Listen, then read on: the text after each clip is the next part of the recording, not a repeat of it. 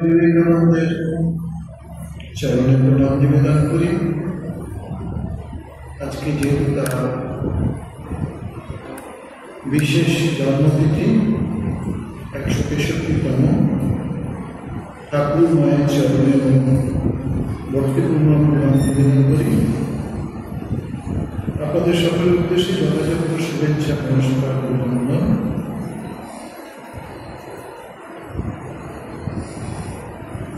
ঠাকুরের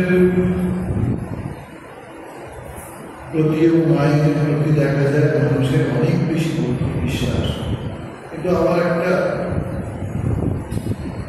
সম্প্রদায়ের মধ্যে দেখা যায় যে স্বামীজি ভাব গভীর ভাব তারা উদ্বুদ্ধ। তা আমরা সত্যি দেখি স্বামীজির আবির্ভাবে ভারতবর্ষে অদ্ভুত একটা পরিবর্তন। শুধু ভারতবর্ষ কেন, বহু দেশে স্বামীর ভাবধারা আজকে বেশ ভালোভাবেই ছড়িয়ে পড়েছে। স্বামীজি একবার বলেছিলেন, আমি ভারতবর্ষে জন্মেছি বটে, কিন্তু কেউ যদি ভেবে থাকে আমি শুধু ভারতবর্ষের জন্য, তাহলে তার ভাবাটা ঠিক হয়। যেখানে দুঃখ, যেখানে অসুবিধা, যেখানে অপূর্ণতা, এরা সেই জায়গাতে নিজেদের ভাবকে আরো বেশি প্রকাশ করতে পছন্দ করে। স্বামীজির সঙ্গে ঠাকুরের দেখাটাও একটা সত্যি একটা বিস্ময়কর ঘটনা। সাল 1881 শ্রীরামকৃষ্ণদেব কলকাতায় আসতেন। কলকাতায় তিনি এসে ভক্তদের সঙ্গে মিলিত হতেন। বিশেষত বলরামপুর বাড়িতেই এই বড় মিলনটা হতো। কখনো কখনো কারো কারো বাড়িতে ঠাকুর গিয়েছেন, এটাও আমরা বইয়ের মধ্যে পাচ্ছি।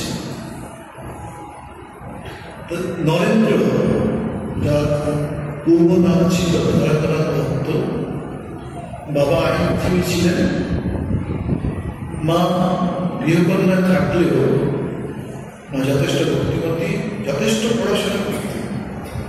রামায়ণের কথা, মহাভারতের কথা, উপনিষদের কথা, ভক্তিভাবের কথা, মহাপুরুষদের কথা এই ছোটবেলাতেই নরেনকে তিনি শোনাতেন বা বিলেকে তিনি শোনাতেন।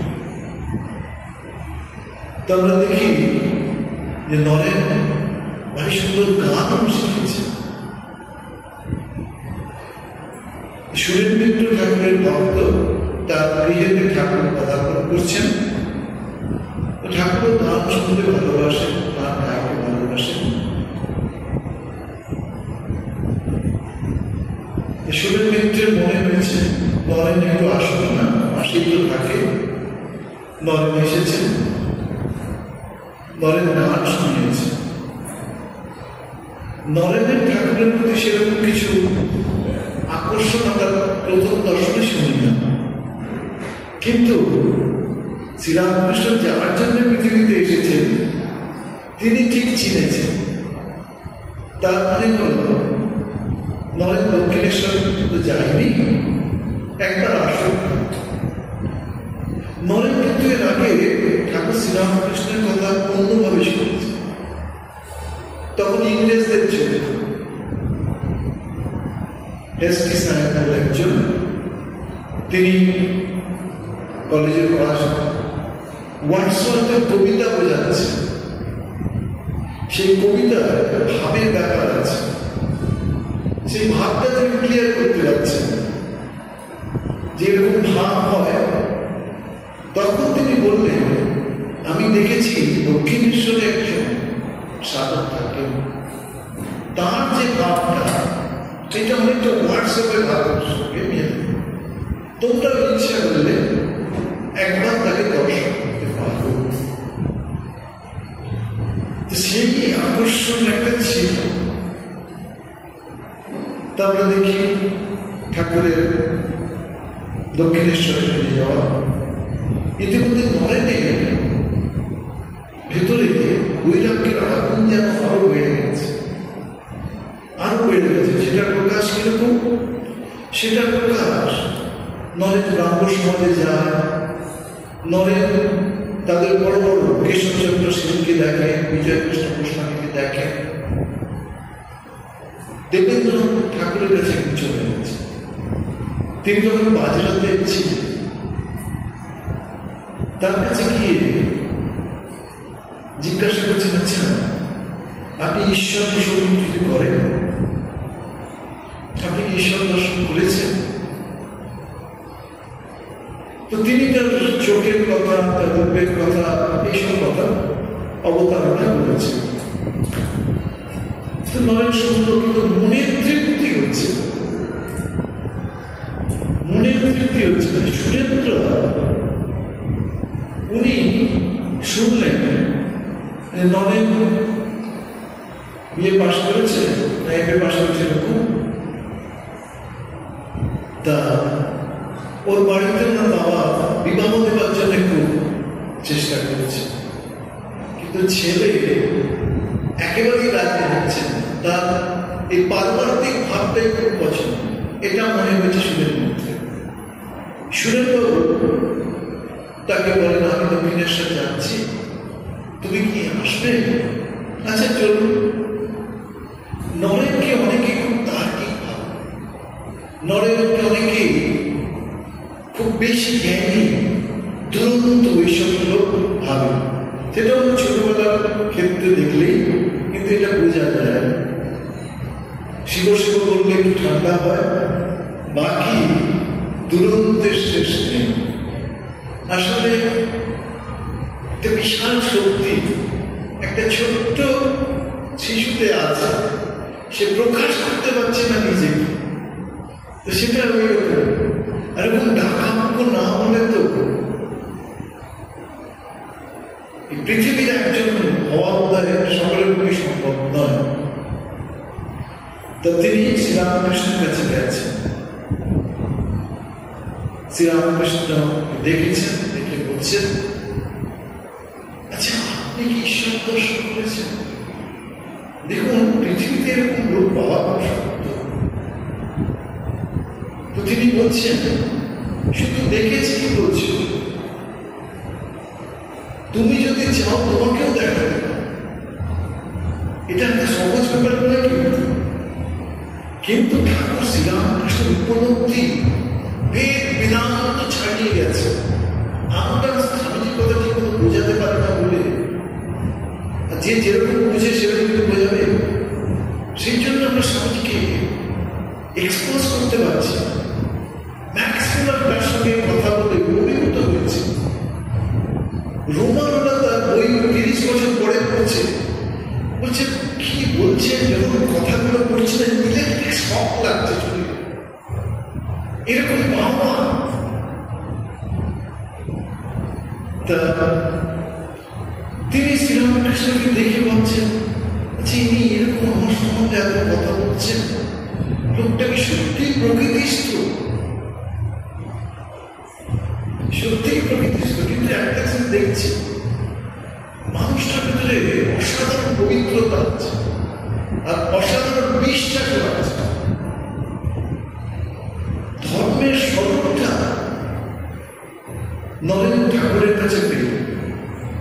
ধর্মের স্বরূপটা এরকম নয়, মন্দিরে গেলাম, চার্চে গেলাম, মসজিদে গেলাম, নিজের জীবন যেমন তেমনই সেরকম নয়, লোককে দেখানো নয়। আমাদের যে প্রকৃত একটা সত্তা আছে, সেই সত্তাটাকে খুঁজে বার, সেই সত্তার মধ্যে প্রভূত জ্ঞান আছে, শক্তি আছে। এই ভিতরের এই ভাবন আছে। স্বামীজি একটা বলছেন, have faith in yourself, all power is in you, be conscious and bring it out. তোমার ভিতরে অসীম শক্তি, অসীম জ্ঞান বুদ্ধি রয়েছে। মানুষ তো মানুষ নয়, ঠাকুর বলছে, মানুষ স্বয়ং দেবতা নয়। তো আমরা দেখছি যে এরকম দেখেছে, আবার ঠাকুর ভালোবেসেছে, ভালোবাসাটা নরেন ভালো লেগেছে, আবার 1 মাস পরে ঠাকুরের কাছে এসেছে। ঠাকুর কিন্তু বারবার বলছে আবার আসবে তো, এসো না গো, তোমার জন্য একটু অনুভব করছে, এতদিন পরে তুমি আসছো, এতদিন পরে তুমি বুঝতে পারছো না তোমার জন্য অপেক্ষা করছি এতদিন, এসে বলছে। তো নরেন্দ্র তার জীবনটাই ওইরকম, বুঝে না, যা কিছু নেব বুঝে নেব, অনেক চাপানো নিশ্চয়ই। চাপা গাছের মধ্যে দোল খেতে, চাপা গাছ খুব নরম গাছ, সেই নরম গাছে তিনি দোল খেতেন। তো একদিন স্বামী বিরজানন্দ যে মাছ আমাদের ষষ্ঠ প্রেসিডেন্ট ছিলেন, তাদেরই গাছ, বললাম এই বাচ্চাটা নিয়ে পড়ে উঠবে, এখানে একটু কিছু বলতে হবে, ভয় দেখাতে হবে। কি ভয় দেখাবে? হয়ে নেমে এসো, গাছে ব্রহ্মদয় উঠে আছে, খাওয়ার মুখকে ফেলে দেবে।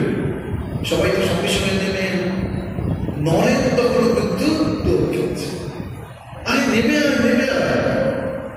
অবশেষে নেমে এসে বলে কি বুদ্ধি শুদ্ধি নেই? আরে যদি ব্রহ্মদয় উঠে থাকতো কবে থেকে আমার মাথা ঘাট মুখে খেত, তোরা বললো তোরা বুঝে গেল। নরেনের কে ঠাকুরের কাছে হতো, নরেন অজস্র প্রশ্ন করছে, ঠাকুর একটুও বিরক্ত হচ্ছে বলছে না না না, অন্যরা বিরক্ত হচ্ছে, নরেন এই ধরনের প্রশ্ন তোমার ঠিক করা উচিত না, তুমি তোমার লিমিট ছাড়িয়ে যাচ্ছ। ঠাকুর কিন্তু উৎসাহ দিচ্ছে, কেন উৎসাহ দিচ্ছে?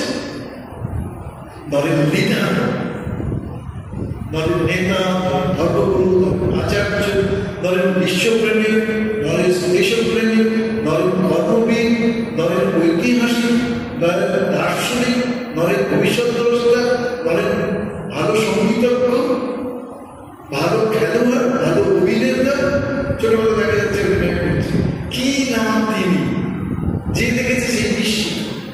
আমি তো পৃথিবীতে এখন চৌকার ভিডিও দেখলাম না, দেখতে পাবো কেন জানি না, এটা তো সবসময় আসে না, এরা এসেছে একটা নির্দিষ্ট। ঠাকুর নরেনের সম্বন্ধে বলতে গিয়ে বলছে, একদিন দেখি জ্যোতির মর্তে মন উঠে যাচ্ছে, দেখছি দেব দেবী থেকে ছাড়িয়ে কোথায় কোথায় কোথায় উঠছে, খণ্ড অখণ্ডের ঘর সেখান থেকে নিয়ে গেল। দেখলাম ওখানে প্রথমে কিছু দেখলাম না, ধোঁয়া, তারপর দেখি যে 7 জন ঋষি ধ্যান বলে দেখে মনে হলো একদিন দুদিন নয়, হাজার হাজার বছর ধরে তারা ধ্যান করছে। সেই অখণ্ডের ভেতর থেকে একটু রূপ পরিগ্রহ করে ছোট শিশু, সেই শিশুই পেছন দিক থেকে যে যাকে মনে হলো বেশ একটু শক্তিশালী বা যাকে তার পছন্দ, পেছনে গিয়ে হালকা করে হাতটা স্পর্শ করেছে। হাজার হাজার বছরের ধ্যান সিদ্ধ সেই ঋষি আস্তে আস্তে তার পদ্ম পলাশ গোচর করল। ঠাকুরকে দেখে ওই বাচ্চা ছিল, দেখে মুখের এমন অভিব্যক্তি প্রকাশ করলেন সেই ঋষি, এই সুরশিষ্ট বলবো আমি যাচ্ছি, তোমাকেও আসতে হবে। যেন মনে হলো ঋষি সম্মতি দিয়েছে, এইরকম নরেন্দ্রনাথের প্রকৃত পরিচয়। তা বলছেন যে দ্বিতীয় দিন যেদিন এসেছেন সেদিন ঠাকুর নরেনের ছুঁয়ে দিয়েছে, ছোঁয়া দেখলাম একটু চরণের ছোঁয়া, একটু চরণ, আমাদের মাঝে তো চরণ নয়, ওটা একটু বিশাল শক্তিশালী ভান্ডার। যেই স্পর্শ করেছে নরেন্দ্র দেখছে ঘর বাড়ি সব উঠছে উঠছে উঠছে, আকারে উঠছে, গাছপালা কোথায় হারিয়ে যাচ্ছে, নিজস্ব আমিত্ব পর্যন্ত হারিয়ে যাচ্ছে। তখন তিনি বলছেন এ আপনি কি করছেন, আমার বাবা আছে, আমার মা আছে, এ আপনি কি করছেন? তখন বললেন থাক, যেটুকু বোঝানো ওইটুকু বুঝে। আবার একদিন এসেছেন, দেখা যাচ্ছে এটা প্রথমেই হয়ে গেছে, ওটা ঠাকুর না ওনার সামনে হাত জোর করে দাঁড়িয়ে আছে, আর কি বলছেন, জানি আমি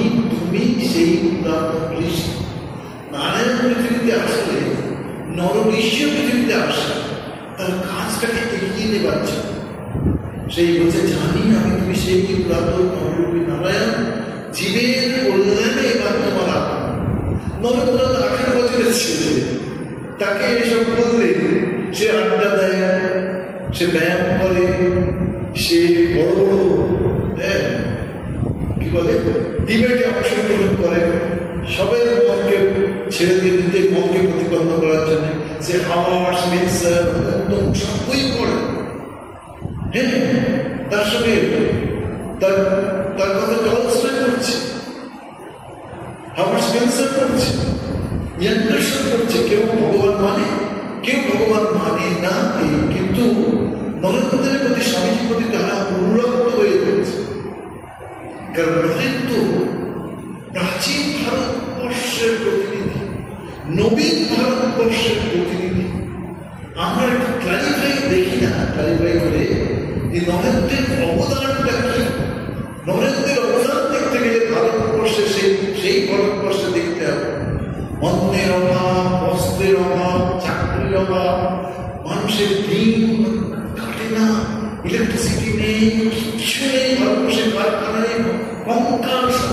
কতবার যে দুর্ভিক্ষ হয়েছে, কত লক্ষ লক্ষ মানুষ মারা গেছে, তার শেষ নেই, মারা গেছে শেষ নেই। এরকম ভারতবর্ষ সমস্ত দিক থেকে পিছিয়ে আছে। ভারতবর্ষে নারীদের কোনো স্থান নাই, কোনো স্থান নাই, এরকম অবস্থা ততই হচ্ছে। আচ্ছা, ডাউন ট্রেড আরো আরো আরো ডুবে যাচ্ছে, কেউ তাদের দেখা নেই। এই একটা মানুষ এসে গর্জে উঠেছে, সেই জন্যই তো মা হচ্ছে। মা কিন্তু স্বামীজিকে ধরেছে। একটা জায়গায় একজন মাকে প্রশ্ন করছে, মা অমুক জায়গায় ঠাকুরের পাশে স্বামীজি ছিল, এটা কি ঠিক করেছে মা? ঠাকুর কোথায়, নয় কোথায়, স্বামীজি কোথায়? মা কি বললেন জানেন? নরেন হলো ঠাকুরের মাথা মণি। যেখানে ঠাকুর নরেন পুজো না পায়, সেখানে ঠাকুর খুশি হন না। ঠাকুরের সমস্ত শক্তি কিন্তু নরেনের মধ্যে। মা এটা বললেন। মা কখনো নরেনকে কোন কোনো জায়গায় কন্ট্যাক্ট করেছে, কিন্তু বেশিরভাগই নরেনকে মা অনুমোদন করেছে। অনুমোদন করেননি কোথায়? যখন বেলুড় মঠে দুর্গা পুজো হবে, নরেন বললেন যে হ্যাঁ বলি দেব, তো শত শত বলি হবে, মায়ের রক্ত না হলে মা খুশি হবে না। এটা বইয়ে রয়েছে, জগন্নাথ সঙ্গীতে রয়েছে। মা বললেন আমাদের মা, জগতের মা, সকলের মা। না বাবা নরে, এমন কাজটি করো না, উঠে এটা ঠিক হবে না। মা বলে দিয়েছে আরেকটি কথা, ঠাকুর হলে তার সঙ্গে 14 ঘন্টা, 18 ঘন্টা, 24 ঘন্টা বাকযুদ্ধ করা যায়, কিন্তু নরেন হলে একটি বাক্য মা নরেনকে বলতে হয় না।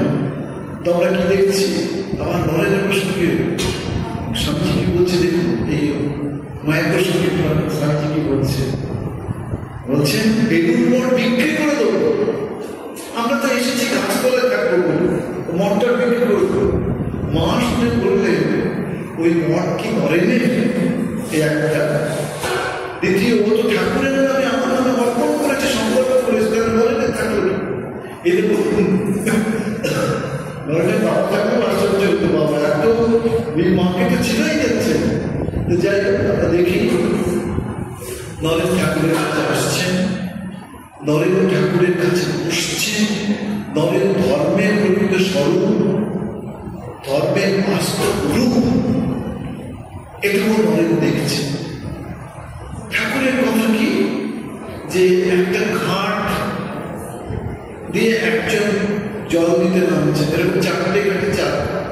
এটা স্বামীজি ঠিক ধরেছে, যত মন তত পথ। বলছি পৃথিবীতে আগামী অনেক সভ্যতা আসবে না, অসুবিধা নেই। যার যেটা ভাব নিতে ইচ্ছা সে সেইভাবে নিয়ে গড়ে উঠবে, অসুবিধা কি আছে? তোমরা দেখছি নরেন ঠাকুরের কাছে আসে, ঠাকুরের কাছে শেখে। একদিন দেখা গেল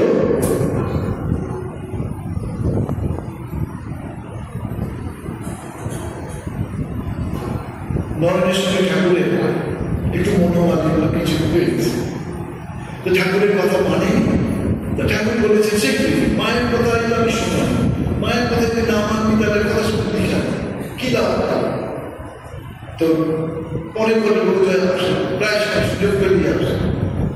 তো ঠাকুর কথা বলে না, চুপ করে থাকে, ওদিকে টাকা দেবে না। একদিন বলছে হ্যারি বলে তোর দিকে তাকাইও না, তোর সঙ্গে কথাও বলি না, তুই দিনের পর দিন আসিস, কি জন্য আসিস কেন বুঝতে পারছি না কিছু। বললেন আমি কি আপনার কথা শুনতে আসি? আমি আপনাকে ভালোবাসি। এই ভালোবাসি বলে আপনি আমাকে পছন্দ করলেন কি না পছন্দ করলেন আমার কিছু এসে যায়, আমি আপনাকে তো ভালোবাসি, সেই ভালোবাসার জন্যই আসি। তিনি বলেছেন আমার বাবা আছে, মা আছে, ভাই আছে, দিদি আছে, বোন আছে, বলি ঠাকুমা আছে, দিদিমা আছে, কত পৃথিবীর কত মানুষের সঙ্গে মিশেছে, কিন্তু ঠাকুরের মতো এইরকম মানুষের দুটি দেখিনি। সেই জন্যই যখন ঠাকুরের অন্য সন্তান দুনিয়া তাদের জিজ্ঞেস করলেন যে আচ্ছা ধরেন তুমি ঠাকুরের কথা ঠাকুরের সম্বন্ধে তুমি দু এক লাইনে তার সম্বন্ধে তুমি বলো তো।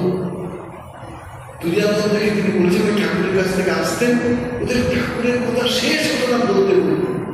সেদিন তিনি বলেছিলেন ভালোবাসার প্রতিমূর্তি সহ। আমরা এখানে আমেরিকার মহিলার সন্ধান পেয়েছিলাম, আমি নয়, আমাদের ওই দেশে যারা সাধুরা স্বামীজির পরবর্তী সময় গিয়েছেন তারা তাদেরকে এখানে সাক্ষাৎ পেয়েছিলেন। আমাদের একজন মহারাজজি, নামটা মনে করতে পারছি, তো তিনি ওনাকে দেখতে গিয়েছেন তার বাড়িতে। তো ওনাকে ঘরে পাচ্ছেন না, আরেকটা ঘরে বলে কেউ বললেন ওই ঘরে রয়েছে।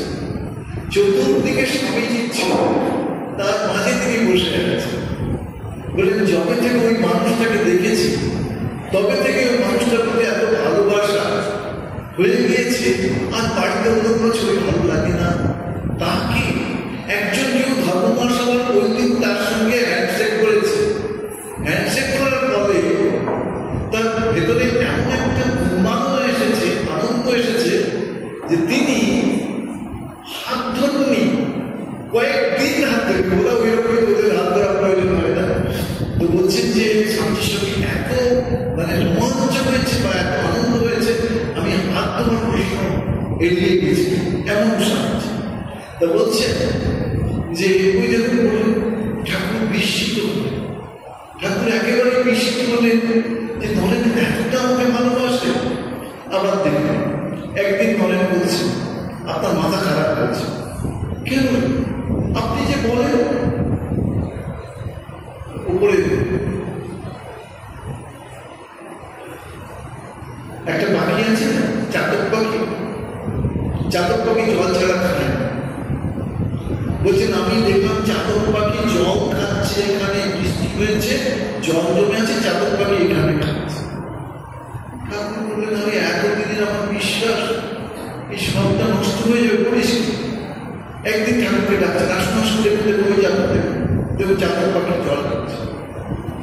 ঠাকুর দেখবেন তো চামচিকে রেখে বলিস কি, কোথায় চামচিকা কোথায় মা ভাবনা। নরেন্দ্র কিন্তু স্বীকার করেছে কালী হচ্ছে শ্রীরামকৃষ্ণ। ওই যে প্রমাণ ছিল মধুবাবু, একদিকে দেখছে মা আসছে সামনে থেকে ভৌতারে, আর পেছন দিকে কি কেউ শিখছে। তাহলে একই দিকে শিব রয়েছে, আবার শক্তিও রয়েছে, দুই রয়েছে। তাহলে সেদিন তার বাবা মারা গেছে, তার মা দুঃখ করে বলছে নরেন আমার পরনে বড়দের কাপড়টা কত দিন হলো ময়লা আমার ছিঁড়ে গেছে, একটা বড়দের কাপড় পর্যন্ত আমার ব্যবস্থা হয় না, তুই একটু ঠাকুরকে বল না রে। মনে একটা দুঃখ এসেছে, কষ্ট এসেছে, রাজগাড়ি সব কিছু হাজার হাজার টাকা তার সার উপার্জন করতেন, ঘোড়া থেকে আরম্ভ করে কিরকম ভাবে তাদের জীবনযাত্রা ছিল। সৌভাগ্যক্রমে আজকে যে স্বামীর বাড়ি আমারও সেই বাড়িতে যাওয়ার সুবিধা হয়েছিল, ও 79 78 এরকম সময় কি ঢুকতেই পারলাম না, এত সব ভেতরে কলোনির মতো ঘর সব দেখলাম। পরে তো গভর্নমেন্ট নিয়ে আমরা একটা সুন্দর একটা আমাদের সাধুরাও একটা সুন্দর রূপ দিয়েছে। তো দেখছি মামলা করে দিয়েছে আবার পৃথিবীতে এই যে একটা আপনি যার জন্য বেশি করবেন সেই যে আপনাকে কি করবে তার ঠিক নেই। তো তো গরমের কাপড় আর মিষ্টি একদিন ঠাকুর নরেন দিয়ে বলছে, নরেন এটা কিন্তু মাকে নরেনের পর সেটা মেয়ে বলছে, আচ্ছা আমি এখানে কথা বললাম ওর কাছে কি করে চলে গেল ওনার কাছে, যিনি ভগবান আমাদের সকলের সব কথা মুহূর্তে শুনতে পান।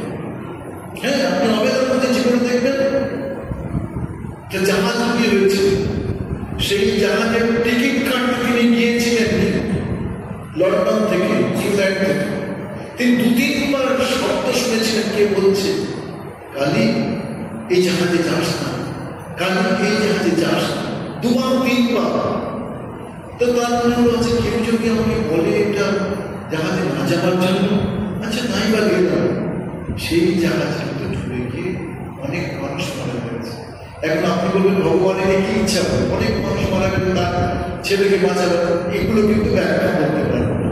যেমন বলতে পারবো না স্বামীজি বলছেন বা ঠাকুর বলছেন যে দেখলাম কি জানিস, দেখলাম কেশব সেন বিজয় কৃষ্ণ মধ্যে দ্বীপ জ্বলছে, তোর মধ্যে কি দেখলাম জানিস 18টা সূর্য জ্বলছে। 18টা সূর্য কোথায় আর এরা কোথায়? কেশবচন্দ্র সেন কিন্তু তখন সাধারণ মানুষ ছিলেন না, রানী ভিক্টোরিয়া তাকে নিয়ে গিয়েছেন তার মুক্তা শুনবার জন্য। তিনি ইংল্যান্ডে 80-85টা লেকচার দিচ্ছেন, what Keshab speaks, what bishop বলছে, যে কেশব যা বলে পৃথিবীটা শোন। দেখুন 18টা শোন। ঠাকুর একদিন লিখে দিল, নরেন শিক্ষে দিবে, জয় রাজের প্রেমই নরেন শিক্ষে দিবে। দেখুন বাস্তবে নরেন্দ্রনাথকে আমরা কতজন ছিল, আর অন্যদের কতজন গেছি, আমার ঠাকুরদাকে আমার কজন ছিল, আপনাদেরও পরিবারের কজন গেছিল, 50-100-200। দেখুন নরেনকে সারা পৃথিবীর মানুষ ছিলেন। যত আমাদের ভারতীয় ভাবনা বিদেশে যাচ্ছে, যত আমাদের ছেলে মেয়েরা এডুকেটেড হচ্ছে, যত নরেনের কথা বলছে, কি নরেনের কি আমাদের দেশি বিদ্যার সঙ্গে কারিগরি এবং বিজ্ঞান প্রযুক্তিকে আমাদের দিতে হবে। দেখুন না, কারিগরি বিদ্যা সায়েন্স অ্যান্ড টেকনোলজির সঙ্গে আমাদের দেশীয় বিদ্যাকে দিতে হবে, তাহলেই আমাদের ভারতবর্ষ এগিয়ে চলবে। তাই আমরা দেখছি কিছুদিন আগে বড় পুজোর সুবিধানন্দ বাজারে লেকচার করছিলাম, তাতে দেখছি মহারাজি বলছেন কত দেশে যাচ্ছি, কত আমাদের ছেলে মেয়েরা কত দেশে ছড়িয়ে পড়ছে, তারা এই ভারতীয় ভাবনার চিন্তা করছে। ওর মধ্যে কেউ ঠাকুর মায়ের ভাবিত হয়ে তারা এখানে এসেছিল কিছুদিন আগে মায়ের পুজোর দিন। ওরা নরওয়েতে থাকে, ওরা দুর্গা পুজো করে, ওরা পারমিশনের দিকে কিন্তু সব বললেন মহারাজ আমরা চেষ্টা করি দুর্গা পুজো করতে। এরা পুজো কি করে বলে যে আমার স্বামী করে এর মন্ত্রতন্ত্র, এইসব কম্পিউটারের মন্ত্র ওখান থেকে বলছে, তার থেকে ফুল দিচ্ছেন, অর্ঘ দিচ্ছেন, এইরকম। তা যেখানে যা অন্যেরা পারে না ধরতে, এদের কিন্তু সেই বুদ্ধি। নরেন্দ্র কিন্তু কোনো পাঠ দ্বিতীয়বার পড়তেন না, কোনো গান দ্বিতীয়বার দেখতেন না। আমি এটা কবির সুমনের গান দেখেছি, গান শুনেছি। কবির সুমনকে প্রায় 2-3 ঘন্টা গান করতে দেখলাম, একটা গান উনি আমাদের মতো খাতা করলেন না, এরকম এরকম করে না, পুরো কি করে, আমি তো অবাক হয়ে গেলাম যে অদ্ভুত মেমোরিটা। তো আমরা দেখতাম নরেন্দ্রনাথকে চ্যালেঞ্জ করতে পৃথিবীতে। আপনি ওয়ার্ল্ড ভার্সনে লাইব্রেরিতে পাতা উঠে যাচ্ছে, ওয়ার্ল্ড ভার্সন অবাক হয়ে যাচ্ছে, কি এবার এরকম পড়া তো জীবনে দেখি। ওয়ার্ল্ড ভার্সন যখন জিজ্ঞাসা করছে, তিনি বলছেন বিরাটে প্রত্যেকদিন স্বামী অখণ্ডানন্দী মহারাজ বলতেন, কি বলতেন, অখণ্ডানন্দী স্বামীজি বলতেন, জানা বই তো বলতে দেয় না, বই এলো আবার পরের বই দিয়ে বলছে, লাইব্রেরিয়ান বলছে কি ধরনের ব্যাপার, আপনি আজকে নিয়ে যেতে সেগুলো দেখেনি, তার দেখার কথাও নয়, এগুলো তো বেশি হয় না। তারপরে নরেন নিজে গেছেন, কেউ বলছেন আপনি যতগুলো বই আমার নামে ইস্যু হয়েছে আপনি আমাকে প্রশ্ন করতে পারেন। এনসাইক্লোপিডিয়া পর্যন্ত এসেছে বেলুর মঠে, কতগুলো পাঠ 10টা 12টা না কত বেশি।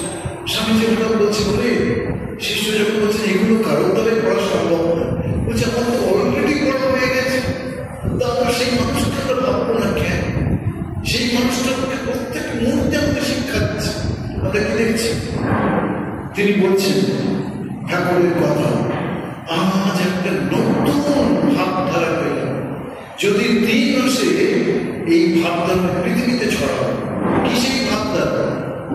যেমন সব বৈষ্ণব ভক্তেরা, সব ভক্তেরা এসে বসেছেন, কেশব বাবু আরো সব বিজয়কৃষ্ণ গোস্বামী, এই বৈষ্ণব ধর্ম সম্বন্ধে কথা হচ্ছে। কি বিষয়?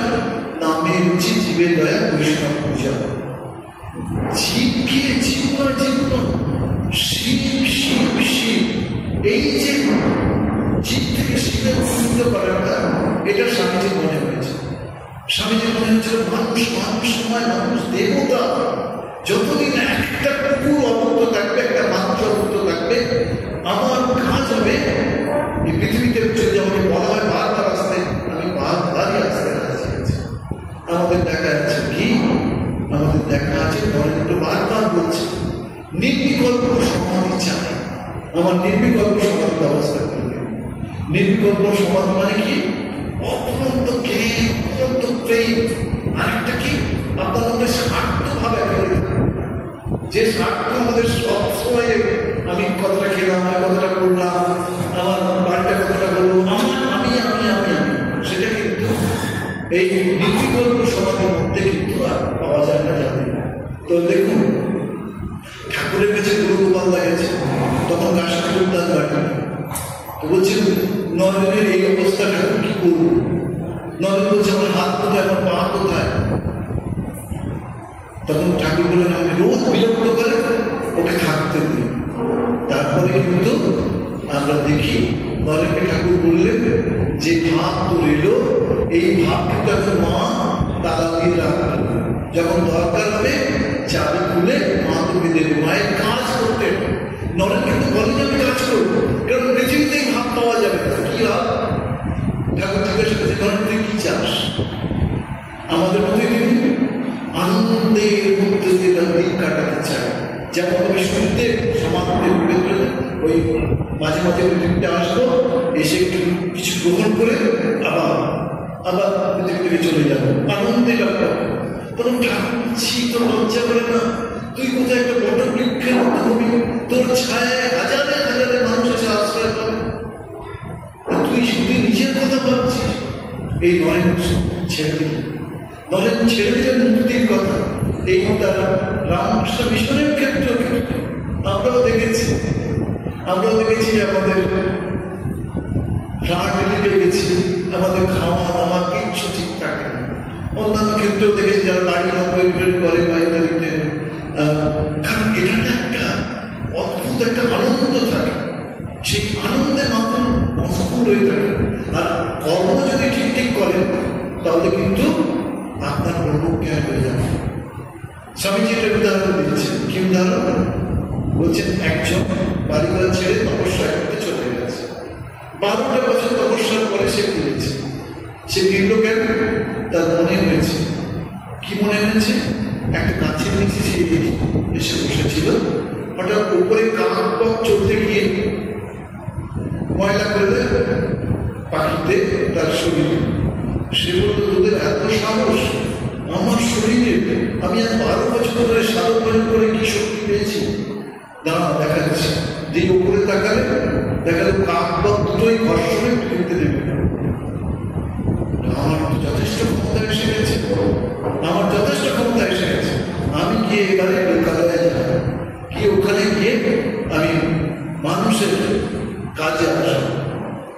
তো একটা বাড়িতে এমনি বারবার বলছেন ওম নমঃ নারায়ণের, বাড়ির লোক 2বার 3বার পরে বলছেন অত অধৈর্য হবেন না, আমি স্বামী সেবা করছি, আসছি। তো 8 ঘন্টা কেটে গেছে। সে মনে মনে বলছে এই মহিলা আমাকে এতক্ষণ দাঁড় করে রেখেছে, আমার সত্যি মহিলা কিছু বোঝে না দেখেছে। সঙ্গে সঙ্গে সেই মহিলা বলছে ভেতর থেকে সাধু বাবা একটু অপেক্ষা করুন, আমি আমার স্বামী সেবা করছি, প্রায় শেষের পথে, এটা হয়ে গেলে আমি আসছি। তাকেও দেখছি বলছে সাধু বাবা এই আপনার কি বলে নয়, আপনি আরেকটু অপেক্ষা। তখন এই সাধু বাবার মনে হলো, আচ্ছা আমি তো কাউকে বলিও নি যে আমি কাককে নষ্ট করেছি, শুধু মনে মনে আমি বলেছি, তাইতেই এই করে কি করে জানবো? এইটা সবচেয়ে আমাদের কাছে বলে গেছে। কি বলে গেলেন? যদি তুমি কাজটা যথার্থ সুন্দর করে করো, কাজের সব ফলটা ঈশ্বরকে দাও, আপনার কর্মযোগ হয়ে যাবে। তুমি চারটে ভাবে তুমি ঈশ্বরকে পেতে পারো, পথটা কিন্তু একটা জায়গায় তুমি যাও, কর্মের মধ্য দিয়ে, ঈশ্বর চিন্তার মাধ্যমে, ভগবানের চিন্তার মাধ্যমে তোমার ভেতরে সেই প্রদীপ জ্বলছে, শিক্ষা জ্বলছে, যে গীতায় বলছে, সেই শিক্ষা যদি তুমি ধ্যান করতে থাকো তাহলে আর চতুর্দিকে সেই ব্রহ্ম বিরাজিত, চতুর্দিকে সেই এটাও একটা যে কোনো উপায়ে একটা পেলে তুমি সবটা পেয়ে যাবে। তো এই জ্ঞানটা ঠাকুর স্বামীজিকে দিয়েছে। স্বামীজি এই জ্ঞানে উদ্দেশ্যও হয়েছিলেন, সেই জন্য বলেন সারা পৃথিবীটা ঘুরলাম, কোন মতটা ভালো, কোন মতটা ভালো, কোন মতটা ভালো, দেখলাম অদ্বৈত মত এটা বেস্ট। কিন্তু আমাদের যেতে হবে ওই একটা একটা পাঠ করে। তা আমরা দেখি যে নরেন্দ্রনাথকে ঠাকুর লিডার বানালেন, এদের হাতে কিন্তু কি করেছেন? কেরুয়া বস্ত্র দিয়েছে, কোথায়? কাশ্মীর উদ্ধার বাড়িতে। এবং তারা ফিরে এসে রান্না করে ঠাকুরকে ভিক্ষা অন্ন দিয়েছে, ঠাকুর গ্রহণও করেছে। ভিক্ষা এত সহজ ব্যাপার নয়, ভিক্ষার এত সহজ ব্যাপার নয়। কিন্তু সারদানন্দ জীবন বলছেন, আমি একটা বাড়িতে ভিক্ষা করতে গেছি, আমাকে দেখে বাড়ির লোক বলছে এইরকম কত তো ট্রামে কন্ট্রাক্টারি করে খেতে পারো না?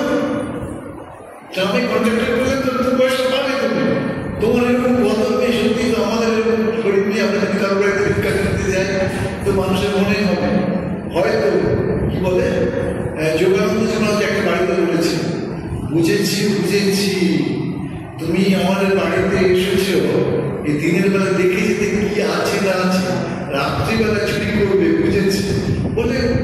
মহিলার ছিল কি, এই তো একটা ছোট্ট কুটের বাড়ি, পুনে ঘর আর কয়েকটা বাসনপত্র, কি করবো অদৃষ্ট। তা দেখি আমরা ঠাকুর তাকে বসে বসে মানুষ করছে, ঠাকুরের চরণতলে বসেছে, ঠাকুর তর্কে লাগিয়ে দিচ্ছেন নরেনের সঙ্গে গিরিশে, নরেনের সঙ্গে মাস্টার, নরেনের সঙ্গে একটা সরকারে দেখবেন কথা বলতে আছে। কিন্তু নরেন অপরাজেয়। কেন অপরাজেয়? নরেনের ভেতরটা ঠাকুর বুঝতে পারছে। বলছেন কেউ 6 দল, কেউ 10 দল, কেউ 20 দল, নরেন কোন দল? নরেন সহস্র দল পদ্ম, নরেন বড় দিঘি, নরেন মাঝে মধ্যে রান্না চোখ, রান্না চোখ নরেনের। নরেনের সম্বন্ধে ঠাকুর এখন সব উদাহরণ দিচ্ছেন যে নরেনের খুব লজ্জা লাগে, কিন্তু বাস্তব। শরীর যাওয়ার আগে নরেনকে আমরা দেখছি, নরেনের প্রসঙ্গে নরেন দেখছি ঠাকুর দিয়ে ধর করে রক্ত করছে, ক্যান্সার হয়েছে, তো ক্যান্সারে গলা ফুটো হয়েছে, গলা ফুটো হয়েছে। তা বসে থেকে বলছেন, আচ্ছা এই তো সত্যি ভগবান, যদি উনি নিজে মুখে বলে মা এখন যে আমি ভগবান, তাহলে আমি বিশ্বাস করবো, তাহলে আমি বিশ্বাস করবো। হঠাৎ ঠাকুরের ঠাকুর বলছেন, কি বলছেন? তাহলে এখন তো বিশ্বাস করি যে রাম, যে কৃষ্ণ, সেই ইদানিং রাম কৃষ্ণ। নরেনের সাধনার প্রয়োজন ছিল, নরেন দিনের পর দিন সাধন করেছে। নরেনকে খুঁজে পাওয়া যায় না কোনো বাড়িতে বাড়িতে। নরেন ভিক্ষা করতে গেছে, হাজার রাজা রাজা রাজা প্রতিটি মুহূর্তে। দেখুন আমাদের ভারতবর্ষে কাউকে এরকম পাবো, এক প্রান্ত থেকে আরেক প্রান্ত তিনি হেঁটে গিয়েছে ভারতবর্ষকে দেখার জন্য। রাজা রাজপ্রাসাদে গেছেন, গরিবের কুটিরে রয়েছেন, আর খুনামের পাশেও গিয়ে বসেছেন। অদ্ভুত সব ঘটনা।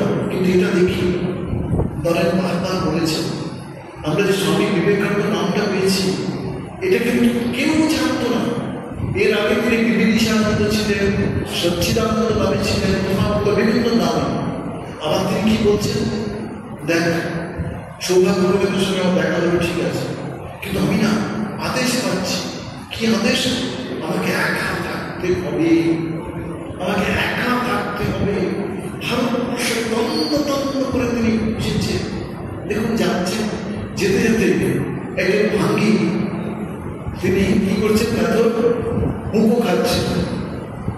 তো স্বামীজি দেখলেন, তারপর বললেন, ভাঙ্গি এরাতে কি খাও? ভাঙ্গিটা কি না রে, তুমি না সন্ন্যাসী, তুমি না সাগরের উঠে। তার কাছে কি বলছে, ভাই একটু মুখোটা দাও না। সে বলছে, ভাই ভাঙ্গি হোক কে তিনি খাচ্ছে। এই একটাই স্বামীজি পছন্দ করতে, মুখো খা। আমাদের অনেক সাধুরা একটা পছন্দ করতো আগে। আমার ছোটবেলায় মনে হতো, যদি কোনোদিন দিন আসে তাহলে আমি দেখতাম ভুবনেশ্বর মঠ কোথাও এত সুন্দর আমাকে বর্ণনা, সেটা আমার কখনো মনে একটু রাজার উপর ঠাকুরতে ইচ্ছা হচ্ছে, কিন্তু এখনো সেই সুযোগটা আসে। অন্য কোনো নেশার মধ্যে কখনো আসতে ইচ্ছা হতো না।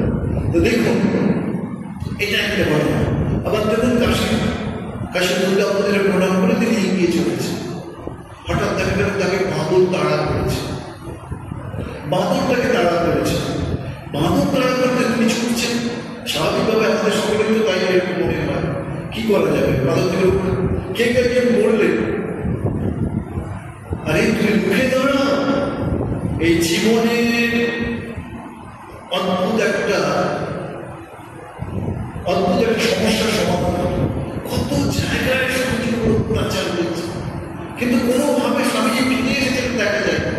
এই যে দেখুন, ধর্ম আসার আগে তারা এইভাবে কোথাও প্রচার ছিল না, এত লোকের মাঝে কখনো বলেছেন, কিন্তু এইভাবে তিনি কোনোভাবে বলেন। এই মা সরস্বতীকে, মা সারদাকে, ঠাকুরকে স্মরণ করে শুধু বললেন, কি বললেন বলুন তো? বললেন, sisters of brothers of America. আচ্ছা দেখুন, ভারতবর্ষ স্বয়ং নিবেদিতা তাকে বলেছে,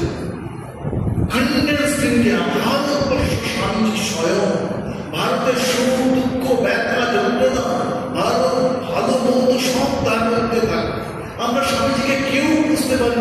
আপনি ভাবতে পারছেন, কন্যাকুমারিকার মন্দিরে প্রণাম করে স্বামীজি মাত্রে সে কত দূরে। কেউ আপনারা গেছেন ভারতবর্ষ থেকে কন্যাকুমারিকা যেতে হবে, দেশকে জানতে হবে, বুঝতে হবে। হ্যাঁ, আমি দেখতাম জয়রামবাটি চ্যাম্পানিজ আসতেন, তো আমি কখনো প্রশ্ন করতাম, আচ্ছা এই যে দলে দলে আপনারা ভারতবর্ষে আসছেন, এই কথা প্রশ্ন, আপনাদের কি বড় ফ্যাক্টরি আছে বা কিভাবে আপনারা? সবাই বলতেন যে স্বামীজি আপনাদের অনেকের মনে হয় আমরা খুব বড়। একজন আসতেন টাকাসি মাসায়, তো মেয়েটা যত বছর তত 2 বছর তারা ভারতবর্ষে আসে। তারা আমাকে বললেন, আমরা ওনার হোটেলে কাজ করি, সারা বছরে একবার আমরা কি আসি, আমরা ভারতবর্ষে আসি। ওই টাকা জমিয়ে আমরা ভারতবর্ষে আসি, ভারতবর্ষকে আমরা ভালোবাসি বলে। তো আমি এই শুনতে বলেছিলাম যে কি এমন হলো যে আপনাদের বুদ্ধকে ছেড়ে, আপনাকে বুদ্ধ ছেড়ে বাইরে এই আমাদের বুদ্ধজয়ন্তী মাস বললেন, বুদ্ধজয়ন্তী সব শিষ্য ছিলেন। তো বললেন, কি জানি না, কিন্তু এই দেশে আসলে আমাদের খুব ভালো লাগে। তার টাকাসি ভাষা কি একবার আমাকে জিজ্ঞাসা করেছিলাম ওই প্রশ্নটা, তখন আমাকে বললেন, স্বামীজি তুমি যখন জিজ্ঞাসা করছো বলি, আমি না একটা আমাদের জৈন বুদ্ধ মন্দিরে গিয়েছিলাম। তা বুদ্ধ মন্দিরে যিনি পূজারী, তার সঙ্গে আমার বিশেষ পরিচয় থাকে, তিনি আমাকে তার ঘরে নিয়ে গিয়েছিলেন। আমি না ঘরে কয়েকটা বই দেখেছিলাম, বইয়ের মধ্যে একটা বই দেখে আমার কেমন আকর্ষণ হলো। আমি জিজ্ঞাসা করে কি বলবো, তিনি বললেন, শুনবেন ভারতবর্ষের একজন যোগী, একজন পরম জ্ঞানী মানুষ, ঈশ্বর পুরুষ। তো বলছেন যে স্বামীজি আপনাকে বলছি, আমি আমার না যখন ওই বইটা পড়ছিল জাপানি ভাষায় ট্রান্সলেশন বা ইংরেজিতে কি করেছেন খেয়াল করতে হচ্ছেন, আমার সমস্ত চুলগুলো খারাপ হয়ে গেছে। এই দেখুন, এরাও ঠিক সেই রকম, কার মতো নিবেদিতার মতো।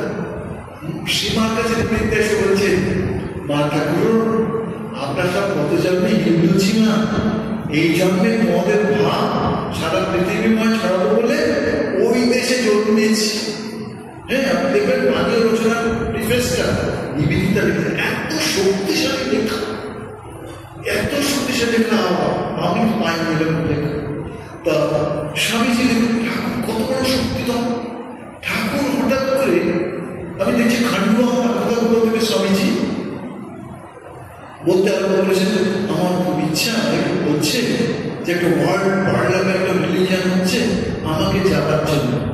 তো সব ভক্তেরা পর্যন্ত সবাই এগিয়ে এসে বলছেন, স্বামীজি এটার জন্য তো অনেক টাকা লাগবে, আমরা তুলি। স্বামীজি বলছেন, না, কেউ তুলবেন না, কেউ তুলবেন না, আমি যাবো কন্যাকুমারিকা, মার কাছে আদেশ পাবো, তারপরে এরকম কন্যাকুমারিকাকে মায়েরকে প্রণাম করে 3 দিন ধরে ধ্যানে। আমরা ভাবতে পারি না এটা জিসাস ক্রাইস্ট ধ্যান করছেন না, ঠাকুর শ্রীরামকৃষ্ণ ধ্যান করছেন না, তিনি দেবদেবীও ধ্যান করছেন। তিনি ধ্যান করছে হাজার হাজার বছরের ভারতীয় সংস্কৃতির ধ্যান করছেন। কি করে এই ভারতবর্ষ পুনঃস্থাপন হয়, কি করে এই ভারতীয় সংস্কৃতির পুনঃস্থাপনা, ভারতীয় ধর্মের পুনঃস্থাপনা ধ্যান করছেন, কি করে লক্ষ লক্ষ কোটি কোটি নিরন্ন মানুষের ভেতরে অনন্ত দান করা যায়। 3 দিন তো ধ্যান করছেন। আর কি আর হলো শিক্ষার প্রসার চায়। শিক্ষা ভারতবর্ষে নেই একেবারে। অল্প কিছু মানুষের ভেতরে শিক্ষাটা আছে, শিক্ষাটাকে রিভাইভ করতে হবে, শিক্ষাটাকে এগিয়ে নিয়ে যেতে হবে। তিনি একথাও বলছেন যে অনিত্য অসম লোকম ইমম প্রাপ্য বয়স, কত রকম তার জীবনের ঘটনা, সেই সব ঘটনা যদি আমরা দেখি সত্যি তাই এই 4-5টা কারণে স্বামীজি ঠাকুরের কাছ থেকে শিখেছিলেন।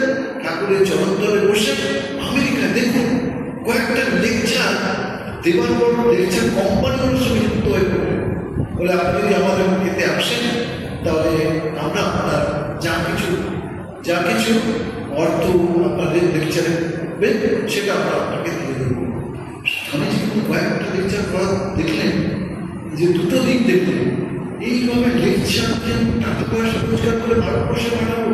ভারতবর্ষে তো কখনো এরকম নিয়ম নেই, সাধু বক্তৃতা করে এরকম ভাবে টাকা উপার্জন করে সরে গেলেন।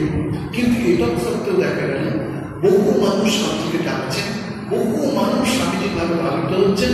আপনি যদি মাদাম কালবের কথা শোনেন, স্বামীজি কিন্তু দৃষ্টি দেওয়া মাত্র যেমন খুব ভবিষ্যৎ সব জানতে পারে। সেই কালবে এসেছে, তার মেয়ে আগুনে পুড়ে মারা গেছে, ভেতরে কি কষ্ট দুঃখ জ্বালা নিয়ে অনেকেই বলছেন তার কাছে আপনি যান, ওনার কাছে যান। এই মাদাম কালবে স্বামীজিকে কি ভালোবেসে ফেলেছিলেন, এমনকি ভারতবর্ষে জন্মেছিলেন বলে তিনি ভারতবর্ষে এসেছিলেন। ওই দেশে যদি কেউ ভারতবর্ষ চিন্তা করতেন স্বামীজির পছন্দ হতো না।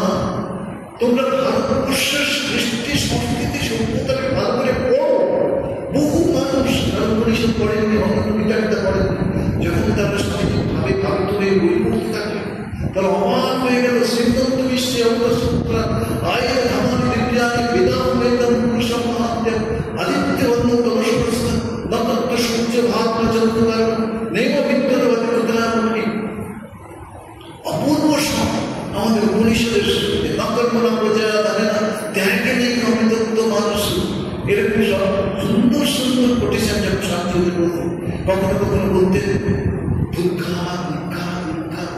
আমরা সব ওখানকার সব মহিলারা সব 1000 টাকা বার খেয়ে সব স্বামীজির কাছ থেকে রান্না শিখছেন, একসঙ্গে থাকছেন। স্বামীজি সকালবেলা পত্রিকা শুরু করছেন, সন্ধ্যে হয়ে যাচ্ছে, কখনো সন্ধ্যের সময় শুরু করছেন, ভোর হয়ে যাচ্ছে। দেবমান কোনো ইন্সপায়ার্ড টক্স বলে আছে, এরকম সবরা লিখেছে, তো এর মধ্যে আছে। তো স্বামীজি দেখুন মাদাম কালবে, তারপরে কত আরেকজন জোজো বলে একজন নাম পাবেন, মিস ম্যাকলাউড। আমার বেশ মনে আছে 78 আমি যখন বেলুড়ে যাওয়া আসা করি তখন এদিকে ঘুরছি ওদিকে ঘুরছি সেদিকে ঘুরছি, কে কোথায় আছে দেখি, অল্প বয়স তো আসতেও দেখছি ভালো লাগছে। দুর্গাপুজো দেখলাম, অপূর্ব লাগলো, সেই সময় প্রমিস করলাম আর বাইরে কোনোদিন দুর্গা পুজো দেখবো না। এত সুন্দর মন্ত্র, এত সুন্দর পূজারি, এত সুন্দর গান যে মন একদম আমোদিত। তো আমি ভরতমাঝে ঘরে ঢুকে পড়েছি, দেখলাম কালো মানা একটা মানুষ বসে আছে। ভরতমাঝ কথা অনেক নাম শুনেছেন, স্বামী অভয়ানন্দজি মহারাজ শ্রী শ্রী মায়ের শিষ্য ছিলেন। আর কি মায়ের শিষ্য ছিলেন বেলুর মঠের ম্যানেজার ছিলেন। বেলুর মঠের ম্যানেজার স্বামী ব্রহ্মানন্দজি তাকে ম্যানেজার করে গেছেন। সেই ওনাকে তাকে পেছনে দেখলাম একটা নারী মূর্তি ছিল, দেখতে তো বেশ দেবী স্বরূপের মতো লাগছে। কে মহিলা? এই মহিলা হচ্ছে মিস ম্যাকলিয়াম। কোটি কোটি টাকা সম্পত্তি ওদের রয়েছে। স্বামী বিবেকানন্দের এই ন্যাচারাল যিশু বলে একটি বক্তৃতা আমেরিকা শুনে তিনি স্বামীজির সম্বন্ধে ভালোবেসে স্বামীজিকে নিয়ে তিনি স্বামীজির সঙ্গেও থাকতে থাকলেন। মানে স্বামীজির বক্তৃতা শুনছেন, স্বামীজির কর্মধারায় নিজে সাহায্য করছেন, অনেক কিছু কাজ করেছেন। কিন্তু যখন তিনি স্বামীজিকে প্রথমে জিজ্ঞাসা করেছেন, স্বামীজি আমি আপনার জন্য কি করতে পারি বলুন, স্বামীজি কিন্তু তার মা, তার ভাইয়েরা রয়েছে, মায়েরা রয়েছে, বোনেরা রয়েছে, স্বামীজি কিন্তু কোনোদিনের জন্য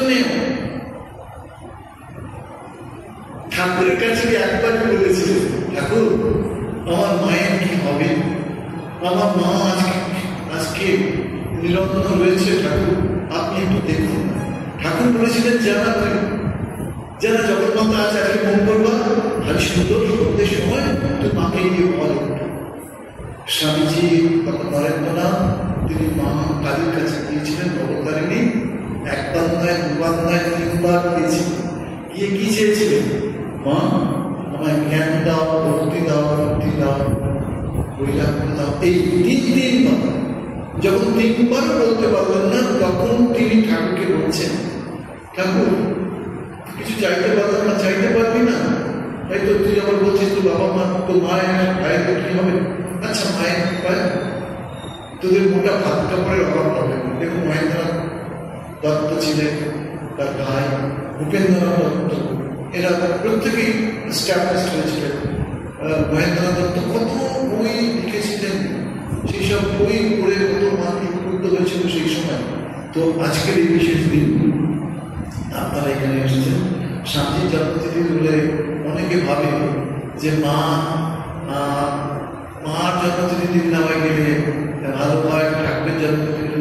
কিন্তু স্বামীজি আপনি ভাবুন, ওই বেলতলায় বসে আপনি সব দেখলেন যে মা দুর্গা বেলুর মঠে এসে পুজো দিচ্ছে। বেলুর মঠ দেখবেন স্বামীজির মন্দিরের ঠিক পাশে, ওইখানে দেখবেন আপনি একটা বেলগাছ, ওইখানেই স্বামীজি বসেছেন মা দুর্গা। আর কি আজকে যিনি বেলুর মঠ তৈরি করেছেন সে বিজ্ঞানন্দ যে মহারাজ, দুটো ঘটনা। একটি ঘটনা, দুপুর রোদ, বিজ্ঞান মহারাজ পাড় বাঁধাচ্ছেন, গঙ্গার পাড়, তাই গঙ্গা কোথায় পাড়। তো 2-3টের সময় হঠাৎ স্বামীজি একটা গ্লাস কাটিয়ে দিয়েছে। গ্লাসে ফাঁকা, গ্লাসে কিছু নেই। বিজ্ঞান মহারাজ এই হাতে নিয়ে গ্লাসটা ভাবছেন, স্বামীজির মশকরা করার সময় পেলেন না। আমি সেই সকাল থেকে দাঁড়িয়ে এইসব কাজগুলো করাচ্ছি, আর আজকে আমি এখন বিবাহিত, দৃষ্টান্ত। এই কিরকম স্বামীজি, এটা কি ধরনের অসভ্যতা? তারপর ওনার মনে হলো, আচ্ছা একবার দেখি না কিছু পড়ে কিনা। জাস্ট 2 ফোঁটা জল ওনার জিভে পড়েছে। এরকম ঠাকুরের সম্বন্ধে ওরকম আছে। ঠাকুর খেলেন নৌকায়, গোলাপগঞ্জ আপনি কে সব চৌধুরীঘাটে আরো ছিল, তাদের সকলের খিদে পেয়েছিল, সকলেরই খিদে উঠে গেল। একদম তাজ্জব ঘটনা। আরেকটি ঘটনা, বিজ্ঞান মহারাজ একদিন দেখছেন রাত্রিবেলা ভোর স্বামীজি বেড়াচ্ছে ঘরের পাশে। তখন হঠাৎ মনে হল, কি ব্যাপার স্বামীজি এই সময় ওঠেন না, হঠাৎ এরকম পাওয়া যায়। তখন বললেন যে দেখ পেশেন্ট, কি বলবো বুঝতে পারছি না, বুকে একটা আঘাত পেলাম জানিস, তার জন্য বুকটা ভেঙে গেছে। তো বিজ্ঞান মহারাজ বলছেন, কি অদ্ভুত, স্বামীজি গ্যাস হয়েছে, চাকরি হতে ভোরের বেলা যখন কাগজ এলো নিউজ পেপার, দেখলাম ভিজি দিকে ভূমিকম্প হয়েছে, হাজারে হাজারে মানুষ মারা গেছে, হাজারে হাজারে মানুষ নিরাশ হয়েছে। বললেন আমি ভাবলাম যে স্বামীজি কি, স্বামীজিকে একটু সন্দেহ করেছিলাম কোথায় ভিজিটিং আর কোথায় কোথায় একটা মোবাইল নেই, মুহূর্তে সব কিছু সিস্টেমটাকে এসে হাজির। বেলুন মোটে সংবাদটা কাজ করছে, সেই সংবাদটাকে যেন স্বামীজি খাওয়াচ্ছে প্রত্যেকটা মুহূর্তে। আর তিনি বলেছিলেন 39 বছর পর এই অমরনাথকে অমরনাথের বহন পেয়েছিলেন, ইচ্ছা মৃত্যু পর ইচ্ছা প্রত্যেক শরীর রাখতে পারে। স্বামীজি আজকে কিন্তু নেই, এটা আমরা মানতে পারি না। কারণ স্বামীজি বলেছিলেন ভয়ে সুযোগে আমি অসরানি পানি যোগর থেকে কাজ করেছিল। স্বামীজি বলেছিলেন ভারতবর্ষ আগামী 500 বছর মধ্যে এগিয়ে যাবে কত ওরা চিন্তা করতে পারবে। এখন কেন্দ্র ভারতবর্ষ স্বামীজি করছে। আজকের আলোচনা আমরা এখানে শেষ করি। স্বামীজির চরণে বিশেষ প্রার্থনা, স্বামীজি আমাদের শক্তি দিন, স্বামীজি আমাদের পথ দেখিয়ে নিয়েছেন। স্বামীজিকে যেন আমরা জীবন ধরনে না ছাড়ি, আর স্বামীজি কোথায় পেল না আমরা কাজ করতে পারবো। স্বামীজির আশীর্বাদ আমাদের পাতে হোক, ঠাকুরের কাছে আমাদের এরপরে প্রোগ্রামের পরে পুষ্পাঞ্জলি যাবে, তারপরে আপনারা সবাই প্রসাদ পাবেন। আবার আমাদের সন্ধ্যা 5:30টায়, তারপরে ভজন কীর্তন আছে সারদার সঙ্গে, আর প্রাইজ ডিস্ট্রিবিউশন যদি বলে যে কম্পিটিশন হচ্ছে তারা ওই ড্রয়িং এটা